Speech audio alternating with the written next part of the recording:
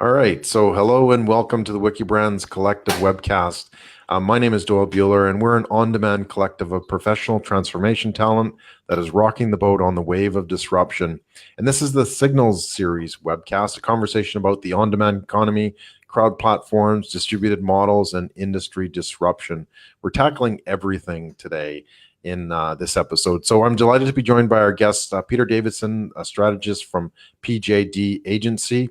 And we have my co-host and co-moderator, Sean Moffitt, Managing Director of Wikibrands in Toronto as well. And I'm your host, Doyle Buehler, CEO of the Dept.Digital. So let's meet our cool guests. Peter, strategist, PJD Agency. Tell us a little bit about yourself. Awesome. Thank you very much, Doyle. And good morning, Sean.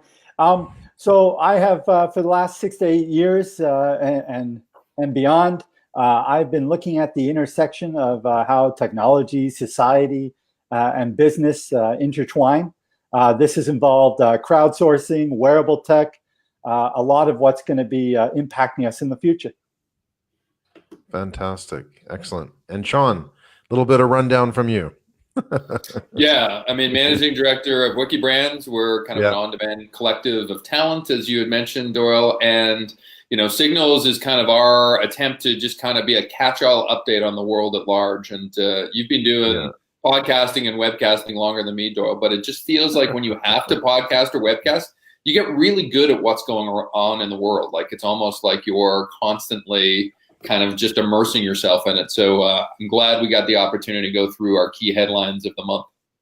Yeah, I love it too. So it keeps everything current and sort of what comes across our desk. So today we're going to be discussing a lot of cool issues, and let's start off with number one: Team Human versus Team AI from Strategy+Business. All right, so I thought that Team Human versus Team AI was an interesting article. I think what it does, it attempts to highlight both sides of, I guess you could say, this argument, the emergence of AI and what does it mean in the workforce. The main crux of the argument is, how human is AI going to become? Are we at a stage where it's going to take over human interaction, or does AI need that base from a human perspective in order to be able to make that leap forward? Yeah, I thought it was it was fairly even-handed. I don't know if you thought there was a bias to the article, but I find a lot of these goes one way or the other. I thought it presented both sides pretty well. We got a Future of Work podcast series or webcast series coming up, so we're going to explore it in detail, but I tend to go negative on this one. I tend to go, look, this is all going to change, and so what's the value of a job in the future? Will we need them? I don't know. Doyle, what do you think about where this balance of AI versus human? Well, there was actually a tool we talked about, I think, on one of our early episodes that I just love. And actually, I passed that around, and we just got like a wealth of comments on LinkedIn in terms of what jobs will be coming and which ones will be saved and that sort of thing. So I think there's obviously one of the focus was on sales and selling. Will we need to be selling things in the future? And unfortunately, we won't need a lot of humans to be able to do that. We will need for specialized positions of selling, but generally speaking, basic commodities, transactional type stuff, it's going to be machines. The AI is going to win. So it's a really cool look at, how can we actually see what job is going to be going? And actually, somebody just commented on it again today, and it was like, I can't believe that, AI is going to be taking over. So we'll see. I mean, obviously, there's a lot of hype up front, but not all the hype actually continues down the road as well. Right, you are seeing some practical examples, as you mentioned. There's a lot coming out of the AI and lead generation space, like to give a practical example to the audience. But at the same time, from the article point of view, just to loop back for a quick moment, I thought that I think the author attempted to be sort of neutral in their stance. I think they did come out a little bit in terms of not believing in the overall potential of like where humans are going to be, talking about that jobless economy and whether governments are going to plan for that or not.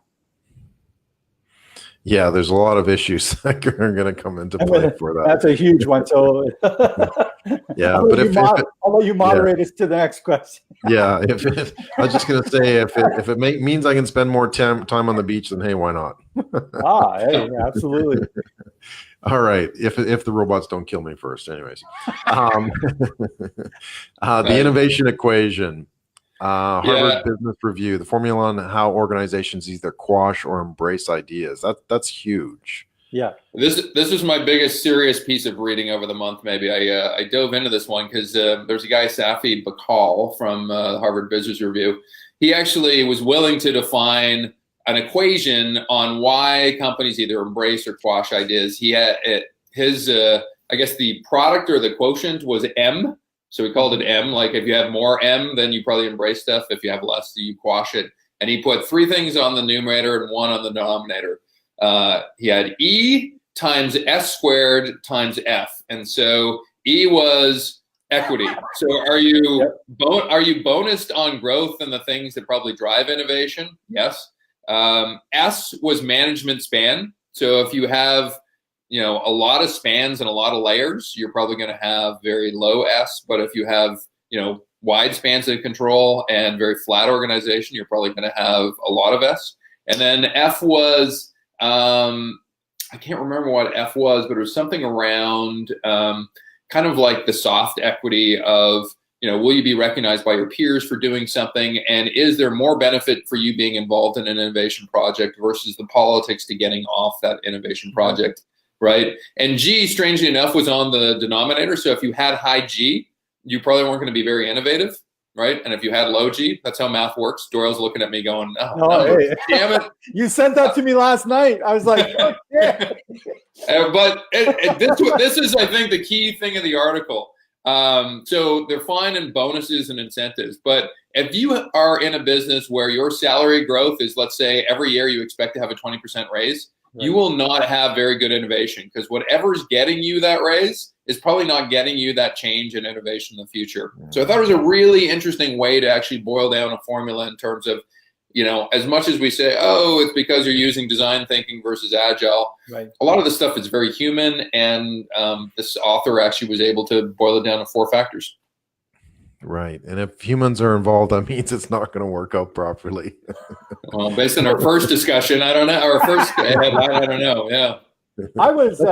I thought I was fairly bullish on this article. I liked the fact that it brought it, it took the example of a large, not pitting, but giving us two different contexts. One is in a large corporation. So, I was at Microsoft for a couple of years, and we're talking thousands of people. You're talking about every direct report, reporting to a manager, and that manager is managing 45, 50 people in some cases, and not necessarily in the same building, versus that lean, not necessarily lean, but versus the opportunities and sort of either the challenger brands or the up and coming companies where it spoke to how close the ownership was to you, and it took it another level. Like you often hear about gamification in the workplace. This article actually, I was impressed in the sense that it seemed to, A, brought the math in, but B, took it away from just saying, oh, let's gamify the whole thing. It's like it actually gave purpose to wanting to be, it puts into the conversation as well around like what are your expectations as an employee, like the purpose-driven organization. So I thought there was a lot of meat in that article. Yeah, and I guess that fundamentally comes down to it. If you have the purpose of innovation, then the equation might actually work out. So otherwise, I'm not sure I'd hold out much hope for that. Let's keep moving. Okay. We need to plan for the cities of the future from the Fifth Estate. All right, so this article was interesting to me because I think there is a huge conversation going on right now about not just the gig economy, but and I think we're going to speak to this a little further in the show today. Even it's the commuting. It's designing future communities around the type of jobs that people are going to have.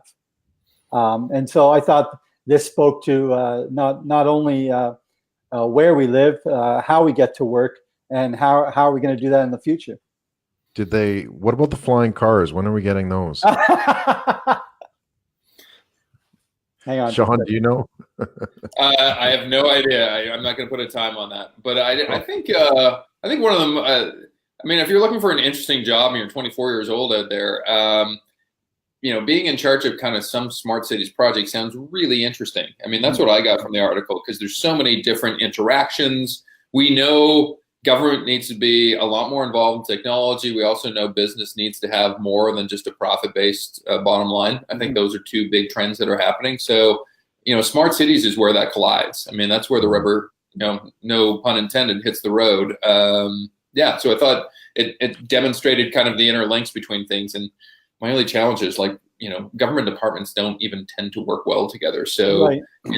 Are we looking at like an aspiration that just always seems not achievable enough? Who knows? Yeah. Right. Go ahead.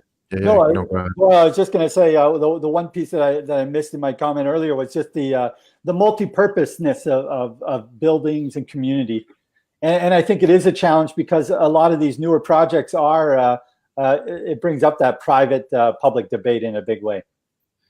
Yeah, fantastic. Just curious though, who is the most forward-looking city, smart city now, in your minds? Wow. Or is there one? Sean, Peter, what do you think? Well, or is there one? I'm just curious. Yeah. I guess I was fairly bullish when I was overseas. I mean, I would tend to look at like a Singapore, a Hong Kong, Toronto's. Toronto's in a big debate. That's why I mentioned that public-private position around smart city, and then what Google and what's happening on the west side of the, if I'm correct, it's the west side of the harborfront. Okay. Sidewalk Labs, right? Yeah, no, that's right. I would go Asia as well, I think, right? Sorry, which one? Asia. I tend to steer Asia as well. I think part of it is just they are a society wired for mobile, like everybody embraces it. But as well, particularly in China, you've got governments that can just go and do things, right? Like so there's a bad and good side to it, but you can advance yourself fairly quickly if you're in a a quasi-democratic society. Is there a ranking list right now for smart city, smart S city? That's a great question, Doyle. Maybe we should make one, Sean. That's a new Wikibrands project. All right, too much work. All right, cool. Let's keep moving on here. We've got a lot to get through. Sweden, the first electrically charged road via the Guardian. I don't know if I've had bad traffic weeks, but two of my headlines were both about driving and cars. I got excited about this one. Ever since I saw a Kickstarter campaign where there was this road that had solar panels that could, power not only the world, but also melt snow and do a lot of interesting things, I've always been fascinated with why haven't roads and road technology changed over the last year? So this was an example. They've got 2 kilometers in market. So they've actually done the working model. Where I think just outside of Stockholm, there's 2 kilometers of road where you can actually charge your car on the road. So there's a little tail that comes down from your car. It gets, dynamically charged by this set of things, infrastructure underneath the road, and it automatically records how much energy you take. So as opposed to going to a gas station, you just automatically get debited in your car for whatever energy you use. And I just thought it was a really interesting tool. And the fascinating thing for me is there's about 500,000 kilometers of road in Sweden. So you think, oh my God, that's going to be incredibly difficult to power up all that thing. But they looked at it and said, you know what, we really only need to power up 20,000 kilometers of highways. So if you're running out of gas or energy in your car, you just drive back on a highway, get it, and drive back off. So I thought it was I could envision this looking and scaling in a real world. And since it also mentioned, I guess, the power of targets, because I think Sweden has a 70% target that they have to reduce energy based on transportation by 70% by 2030. And this might be the way to do it. Wow, fascinating. I thought the one piece of the article that was interesting for me is also, it's not counterintuitive to my thinking on public transit, but the cost. It was actually much lower than they anticipated to be able to electrify the highway. Yeah. Well, that's good. There's actually a technology out there too where the road can actually generate electricity. Obviously not part of this article, but it can potentially generate electricity from piezoelectric crystals. So as the cars are riding, they'll basically compress the road as they go, which actually can electrify a little crystal, which can actually generate energy for a road as well. So we could have renewable roadways, I think, in the future also. All right, keep moving here. EQ, a critical tool for a purpose-driven company via the Green Biz. Okay, so what this article specifically spoke to me was it's again this the trend for companies to have purpose, and for the employees as well. It's that emotional intelligence, speaking to the soft skills and the sense of purpose that you have, finding a sense of purpose for yourself in an organization.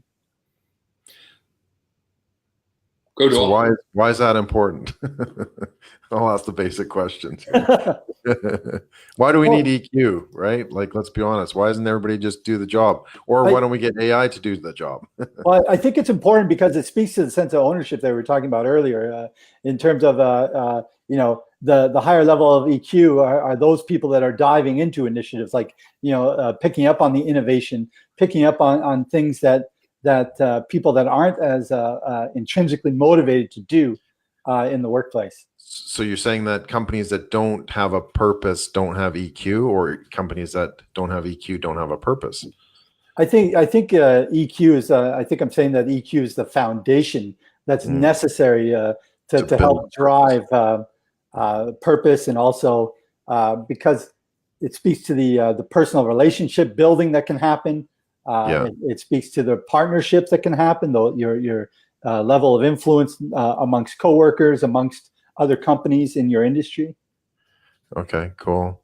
And we just lost Sean, so I was going to ask him what he thought. That's okay. So I mean, it does take a lot to be able to understand the purpose of your business, right, of the company. So how can we actually learn about EQ then to actually define our purpose? Right. So I think part of what happens is that it's an organization's capacity to be able to be aware of what's going on, control and express their brand purpose, and also those. I think there's a level of empathy that's necessary in businesses that are driving innovation. So that's actually making the future of business more human, then less AI. Okay, which is interesting. Yeah. It's an interesting paradigm shift. Sean, before you dropped out and changed into your Superman outfit and you're back again. Yeah, I kind of sorry about that. I mean, it's Toronto Wi-Fi here, but you missed my best comment on this. Well, really. It was amazing. You know what? I'm simply going to say I agree. Then, okay, like it was great. I agree. No, you're not getting off this one easy there, Sean. Well, I do think, and Doyle, you're being really nasty on this technology thing today. We're all still human. Humans still run the world, I think. So, but if you go down a couple of different trails, if EQ and purpose is important, and your company intrinsically, that means it should be very human-based and based on relationships and being emotionally kind of engaged, then there is this call for people to have a very diverse organization. And I agree that it should be diversity of race and color and sexual orientation, everything. Don't get me wrong in that. But diversity of mindset, I disagree. I think, and I probably am in the minority in this rule, but if you're building an organization around EQ, you want people to buy into your specific set of EQ. We have too many vanilla, chocolate, or strawberry organizations, and really, you want chocolate chip, you want mint chocolate chip organizations. And if you're not that right person, if you like, Patagonia is one of my favorite brands and companies. Yeah, mine too. People that join that company, like they probably work crazy hours. They're probably underpaid versus industry, but they do it and they love it, right? Yep. How can we clone more of that? And I think part of it's purpose and EQ, but part of it's also use that when you make recruiting and hiring decisions, and not just based on they were the best credentials or whatever. Right. So if they were an ice cream, Sean, what flavor would they be? Patagonia. Patagonia, man. What is it? Tiger tail? No, No. that one's a bad flavor though. It looks great, but it's a bad flavor. All right. How about rainbow? We'll go with rainbow. All right, cool. Let's keep moving here. Longer commutes in Canada and maybe everywhere. So this is where we need the flying cars, right? Yeah. Driverless cars. So, I mean, the article went on to say, and it was a very Canadian-centric article, but I think this is a problem around the world where, the more infrastructure we have, the more we build, the more we create headquarters in downtown areas, the more challenging it is to get to those places. So I just found, we're supposed to be improving in life. We believe in this thing about progress, and yet people are spending more and more time in their cars. So what are the implications? I thought a couple of them. One, this is why remote work is going to become more and more a thing, right? People don't want to tolerate that. And they're probably having more wherewithal given this job market to say, no, you know what? I'm going to work from home for 3 days, or I'm not going to join your company. Yeah. I think there are probably other things around self-driving cars, right? Your experience going to work might be a little bit less draining if you could watch a TV program in a car or play a game in a car. You can do that on public transit too, right? Theoretically, right? I don't know if maybe it's true in Singapore, but have you looked at a North American public transit experience? There's nobody happy on those things. So true. Okay. So it's interesting. I thought that graph really brought home the point about the percentage of time lost. They went through every Canadian province and took a look at the time lost in the major. I think it's in major cities across Canada. It's anywhere from 6 to 20%, 21%. It's amazing. Think about it. And it also, I remember of lost time. Oh, I remember long commutes. There's a knock-on effect too, right? You have to take energy to stay awake and be alert.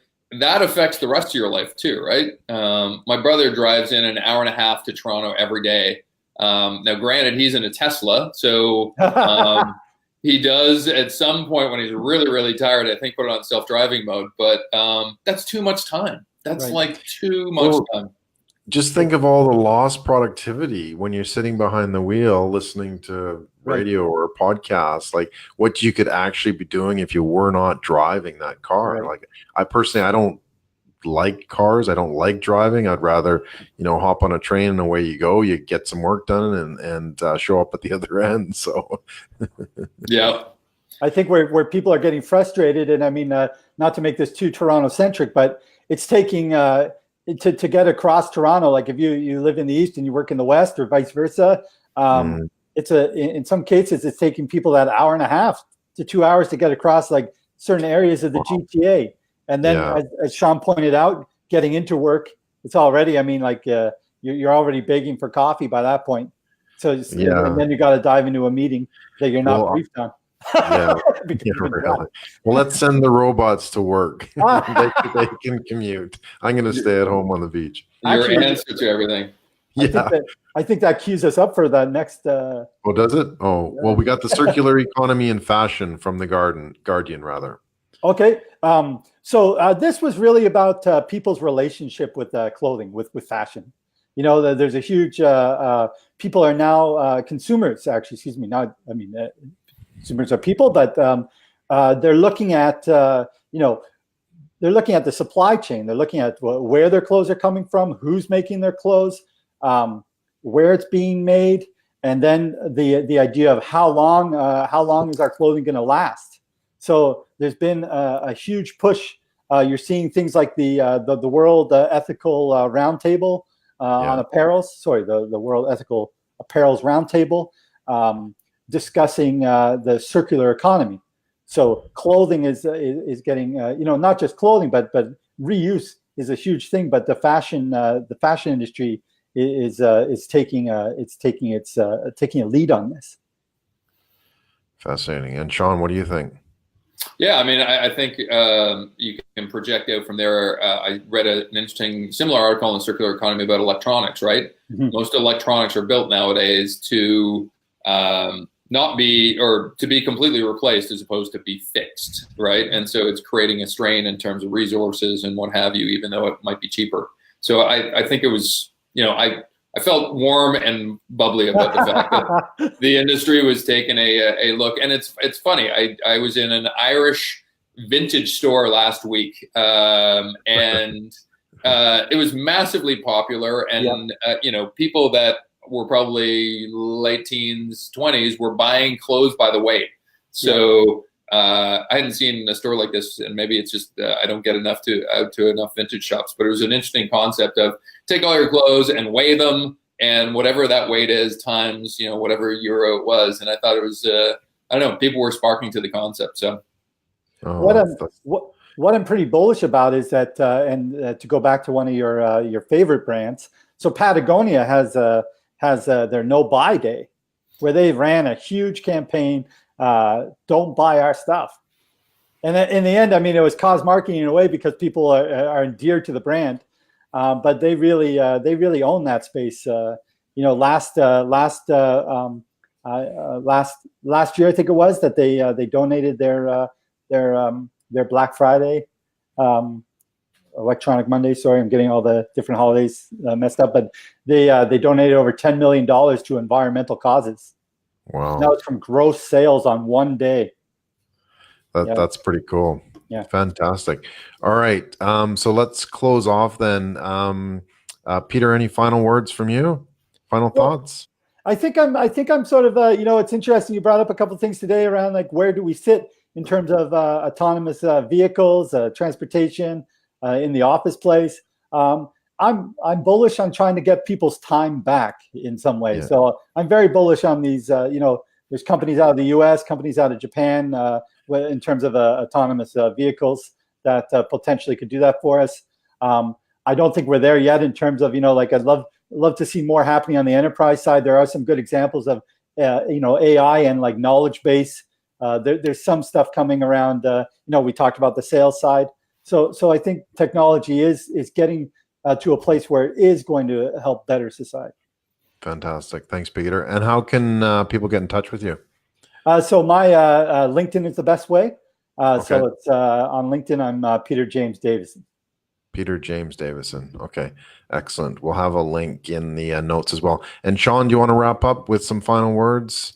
Yeah, I was going to say too, Doyle, like for all the articles that we've shared, we'll put links underneath kind of where we're going to show this video, just so everybody is aware of kind of the deeper content that we've got. I guess where I'm focusing on over the next month is, business models. What are the business models that drive people to this type of future, type of behavior we've talked about today? I've defined 36 as part of or 32. 32 is part of a March Madness bracket pool that we've got some results on, so we'll share those soon. But we've spent a lot of time looking at, okay, what are the worlds of business models? And we're probably going to make them into some kind of card deck. So as we work with clients, you'll be able to trade them with your friends, collect them, what have you. But hopefully it's a simple mechanism to help companies understand you don't have to do it the way you've been doing it. So. Yep. Right. Excellent. All right, cool. Well, thanks, Sean, for that. Thank you, Peter, for joining us as well. And for all the viewers, thanks for watching and listening to the Wikibrands Collective, the Signals webcast series. And go to wiki-brands.com/webcasts for more episodes like this on some of our amazing think tank discussions. Thanks again, Peter and Sean, and I'm your host, Doyle Buehler. Thank you very much, and we'll see everybody online. Awesome.